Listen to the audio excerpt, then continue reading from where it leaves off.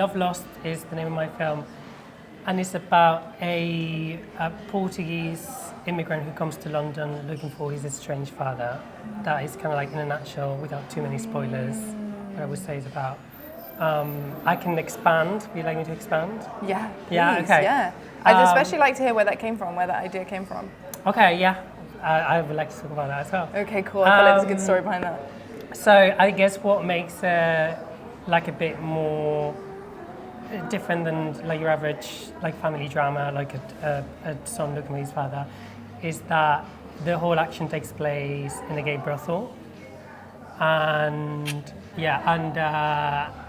and basically the protagonist, Joao's father, is a regular customer basically of the brothel, and Joao decides to infiltrate the brothel to get some like FaceTime with his dad.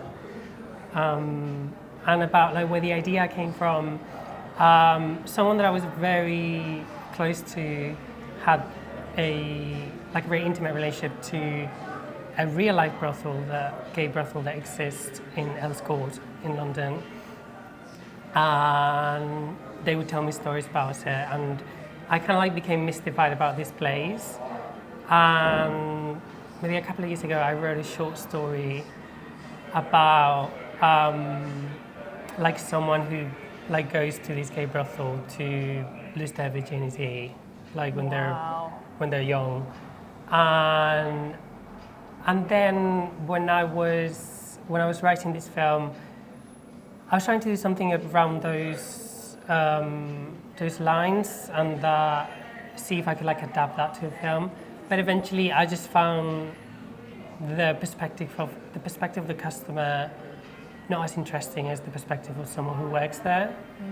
And so I just decided to kind of like flip the angle of the story and access it that way. So that's kind of like where we came from.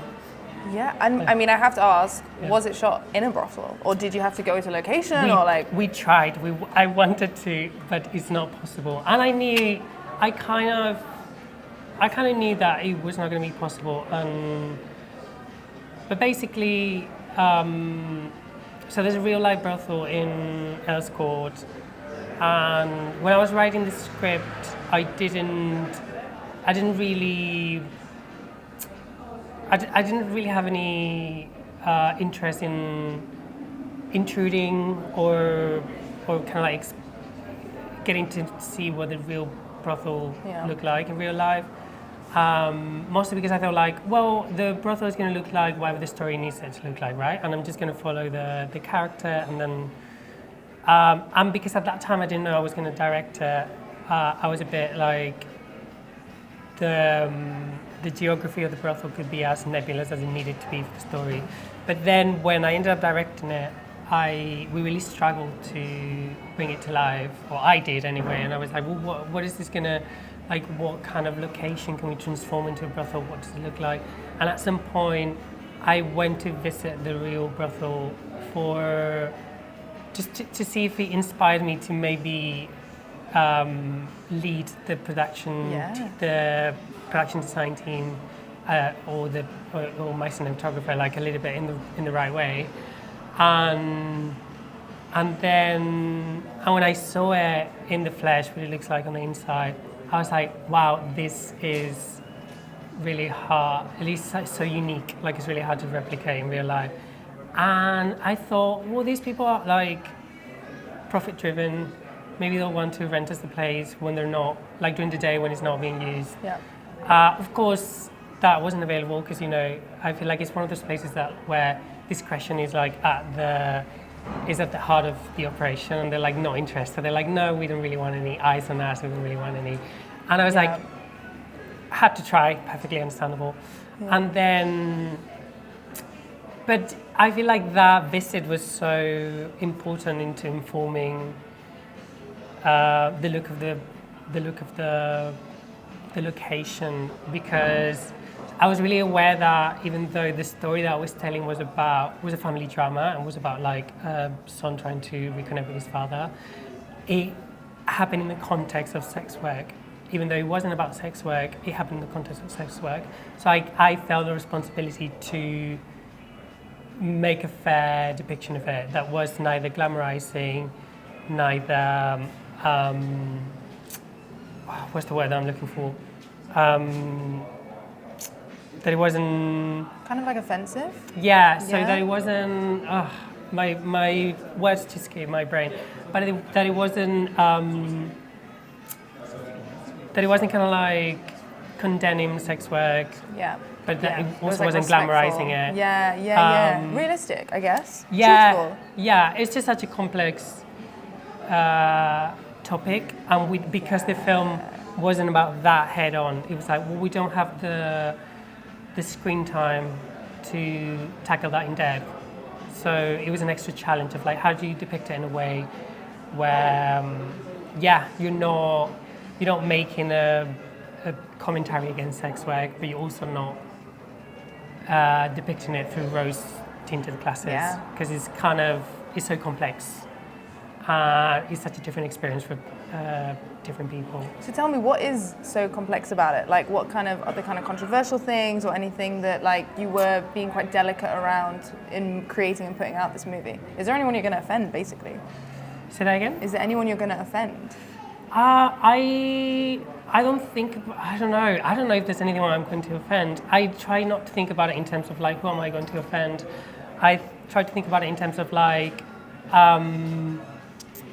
who are these people, and how can I treat them as people, and not as a device or a prop, and how can I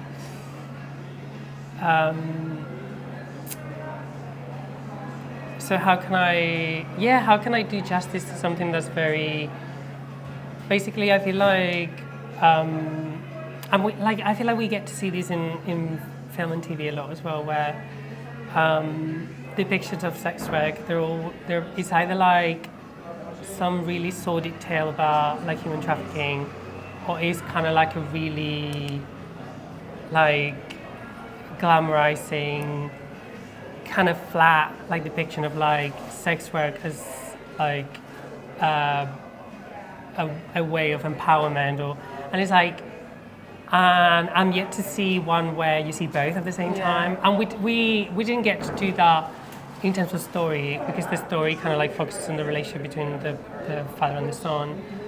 But I was trying to strike a balance where, for example, the place had to look quite gritty, because I feel like something that I realized was like really characteristic about these spaces like this, like the gay brothel that we took it as inspiration, is that it's not particularly glamorous or super nice. It's not like dirty or anything, it's like clean, but it's kind of like, it is a bit like soddy and a bit shady, but kind of like everyone just looks the other way. Both the clients and the workers, they're just like, well, this is not a priority for me, like, and at the same time, again, like the sex workers who work in a brothel, I feel like some of them might be happier than others to be there, but it's such that the experience can vary so much from one person to another. And for some people, I feel like a lot of people get through it as it's just another day at work, which I feel is something that a lot of us do as well, with any number of jobs. Well, what would you say to somebody who has something in mind for a film, a script or whatever, who is nervous about it? They're nervous about the topic or the content, or like, is there anything you can say to those filmmakers who might be watching? I can share with you what the inner monologue that I have with myself about it, which is when I'm trying to tell a particular story and I feel like it's tricky, or I feel like does it belong to me? Like, is it my job to tell this story? I feel like a good line of questioning is to ask yourself, what am I trying to say? And also, how do I add to the conversation by me being the one who says it, right? And at the end of the day, you just have to be you just have to be comfortable with the answers to those questions. And I know this puts it on a very individual level, but I feel like that's the best way to grapple with these things and to not like run yourself mad with anxiety.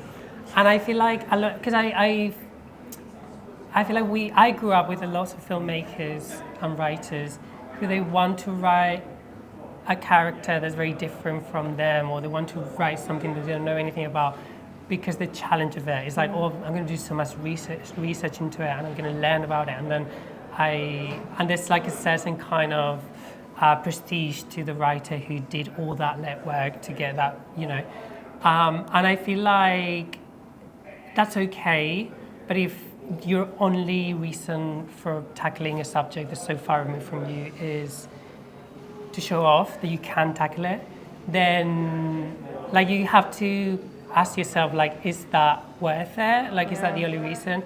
And I know that, for example, what was things that I was trying to achieve or to push forward in the making of this film was, can I tell a story that with a character that lives between two cultures? Can I have a story with an immigrant protagonist, which is something that, as an immigrant myself, I was born and grew up in Spain, and I moved to the UK in my teens. I care about that a lot, and I know that takes many different shapes on the screen. But I was, and can I tell a queer story where queerness is not at the center of it? It's just is an intrinsic part of the story that you can't really do without, but it's not what propels the plot. So that, for example, those were my reasons for wanting to tackle this story. So I feel like it's just about really going like an introspective journey of asking yourself, like, why am I doing this? And if you're okay with the answer, then that's your prerogative. That's your prerogative. Yeah. Okay, fantastic. Yeah. Okay, that's honestly super insightful, and I think hopefully whoever is watching this, you can make that film. I hope whatever so, it is, you can make it. Yeah. I'm sure other people have like other ways to go about it, but that's what's useful for me. Let's do the story. If you want to tell it, do it for you. Yeah, exactly. Okay, thank you so much. And I will be seeing you later because I'll be doing your Q&A after the screening. I'm looking forward to that. So trust me, I'll be coming for you for some questions. Amazing. Because I just think it's such an interesting topic. Yeah, I can't wait for it. Yeah, really looking forward to seeing it. Yeah, thank you. Thank you, Pablo. Boom. It's always tough at the end, isn't it? All right, bye, Pablo. It's like when you say goodbye to someone and then you keep walking in the same direction. Yeah. But thank you, that was really good. That was really natural, really easy. Great. Yeah, I hope I made sense. Feel good about it? Oh, you did. You did, trust me. And thank you for your patience. Oh, no worries. Oh, amazing. So thank you.